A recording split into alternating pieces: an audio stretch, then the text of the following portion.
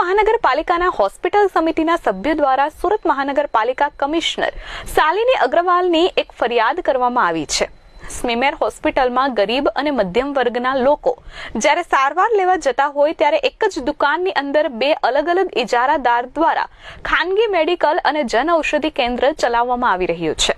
કેટલીક વખત જન ઔષધિ કેન્દ્રના સંચાલક દ્વારા ગરીબ લોકોને દવા આપવામાં આવતી નથી અને ખાનગી મેડિકલમાંથી આ દવા ખરીદવાનું કહેવામાં આવે છે, જેથી ગરીબ અને મધ્યમ વર્ગના લોકો હોસ્પિટલમાં સારવાર માટે જાય છે તેમને મેડિકલમાંથી મોંઘી દવા લેવી પડે છે। સ્મીમેર હોસ્પિટલમાં એક તરફ જન ઔષધિ કેન્દ્ર અને બીજી તરફ ખાનગી મેડિકલ સ્ટોર અને બંને એક જ દુકાનમાં ચલાવવામાં આવી રહ્યા છે। ખાનગી મેડિકલ સંચાલક દ્વારા પોતાના મેડિકલની બહાર ટેબલ રાખી દર્દીઓને ભરમાવવાનો પ્રયાસ કરવામાં આવ્યો છે। જો ગરીબ અને મધ્યમ વર્ગનો દર્દી જ્યારે દવા લેવા આવે તરત જ કાઉન્ટર પર બેસેલા માણસોએ દવા લખેલું પ્રિસ્ક્રિપ્શન મેડિકલમાં આપે છે અને ત્યારબાદ ખાનગી મેડિકલમાંથી આ દવા દર્દીના સગા સંબંધીઓ અથવા તો દર્દીને આપવામાં આવે છે। બાજુમાં જ આવેલા જન ઔષધિ કેન્દ્રના સંચાલક દ્વારા કેટલાક દર્દીઓને પોતાની પાસે દવાનો સ્ટોક ન હોવાનું કહીને પણ ખાનગી મેડિકલમાંથી દવા લેવાનું જણાવવામાં આવી રહ્યું છે।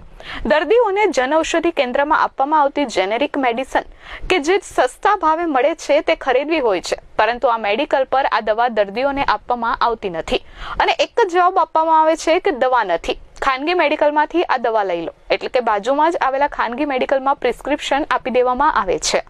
આ જે ફરિયાદ થઈ છે હમણાં મને ખબર પડી, એ અમને લાગતું હતું કે એવું કંઈક ચાલે છે, એના લીધે અઠવાડિયા પહેલા જ અમે એને જે પ્રાઇવેટ મેડિકલ સ્ટોર વાળા જે ભાઈ છે એને એક પ્રધાનમંત્રી જન ઔષધિ કેન્દ્ર વાળા જે ભાઈ છે એને નોટિસ આપી છે કે એના પાસે કેટલી દવાઓ છે અને કેટલી દવાઓ અપાય છે દર્દીઓને, એ વિષય એને અઠવાડિયા પહેલા જ નોટિસ આપી છે અને એમાં એ કસૂરવાર જણાશે તો એ એક્શન લેવાશે। એમાં આ સમગ્ર મામલે સ્મીમેર હોસ્પિટલના સુપ્રિન્ટેન્ડન્ટ ડોક્ટર જીતેન્દ્ર દર્શન દ્વારા જણાવવામાં આવ્યું હતું કે આ ખરેખર ગંભીર બાબત છે